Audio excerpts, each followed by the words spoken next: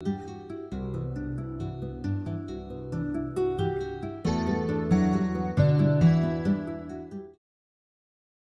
hello everyone and welcome to another Larry's Orchids growing guide. I am so excited to bring to you this orchid because of a few reasons, and this is the Zygo Pendulum. It's also very fun to say, so it's got a lot of cool aspects to this, but I think my favorite is how fragrant this is. This is just my opinion. I honestly think that the Zygo Pendulum is the most fragrant variety of orchids out there, and I personally have to have one in my collection because no collection is complete without this orchid. And it's one of those things that if you like having an orchid that fills the entire house and letting everyone know what you're growing, the Zygo Pendulum is going to be for you.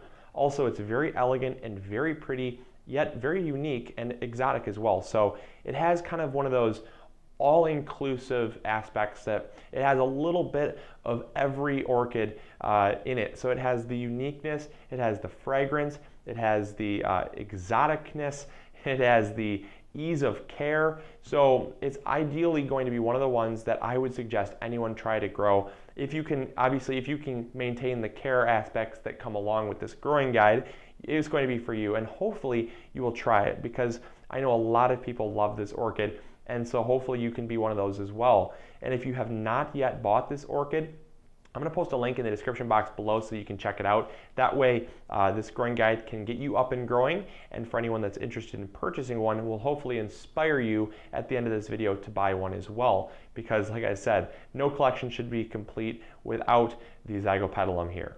Now, the first thing we're going to talk about, which is the most crucial, is sun exposure.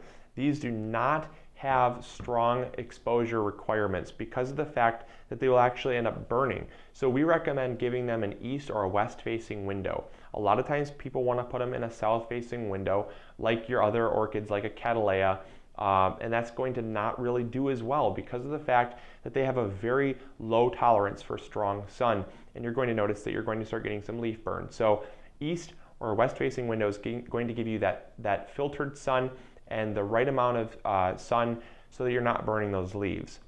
Now, the next thing we're going to talk about is fertilizing. They're not very picky when it comes to fertilizer, which is nice for a beginner because that's one of those things that really scares people off is all the different, the jargon that people toss around with fertilizers.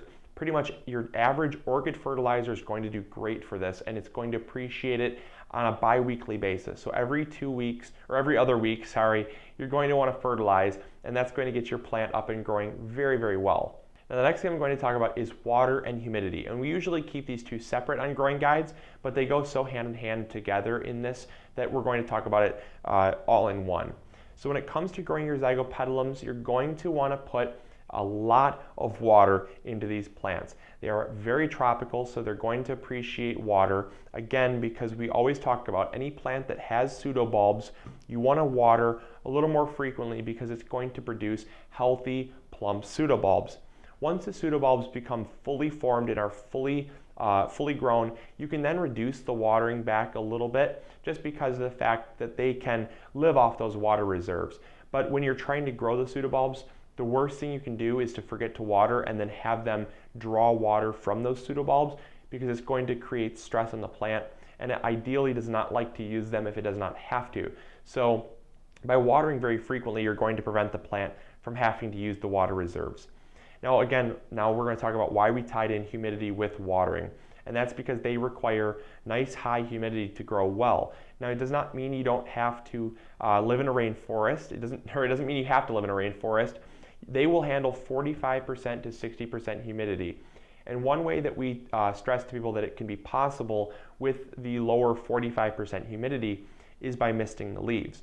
Because of the fact that they do like a lot of water and they are very tropical and they're getting a lot of rain where they normally grow in a wild environment, they're going to benefit really well from getting the leaves misted, because on the undersides, if you mist, it's going to help the plant retain water in the leaves, which is where it loses most of its water in the plant.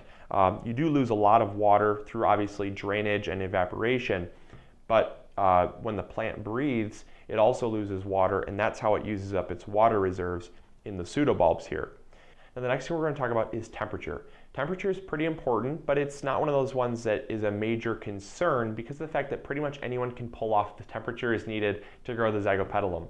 They like moderate house temperatures, so pretty much your average house temperature of 65 degrees to 75 and 80 degrees is going to be very optimal for growing your Zygopetalums. They're really not too specific, just anywhere, like I said, 65 to about 80-85 degrees is going to be that window, and pretty much any house can fall under that requirement. Now the very last thing we're going to talk about is divisions.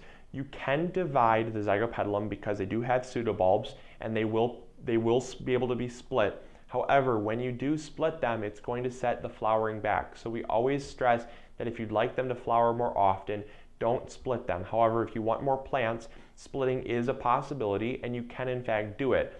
All right, and that's about all I got for you today on Zygopetalums. Hopefully you enjoyed, hopefully you grow one, and I really hope that you enjoyed because I loved doing a growing guide on this. I just love this plant. Everything about it grows from the leaves to the pseudobulbs to the flowers to the fragrance. It's just a great all-around plant, and it's definitely up there in my favorites. So I hope you all enjoyed. Hopefully you learned something new. If you did, please click the subscribe button. That always helps us know who we're reaching, and it helps you stay up to date whenever we upload a cool video like this. And also, sharing is caring. If you liked this episode enough to share it with your friends, that is greatly appreciated because it gets our information out there more and it helps your other friends to get the information that you had, which is always nice. And also, if you're interested in purchasing the Zygopetalum, we do have them in stock. I'll post a link to where you can get them here at Larry's Orchids. And until next episode, this is Luke from Larry's Orchids, thanking you for making us the #1 stop shop for all your orchid and tropical needs. All right, take care everyone, and have a great day. Bye.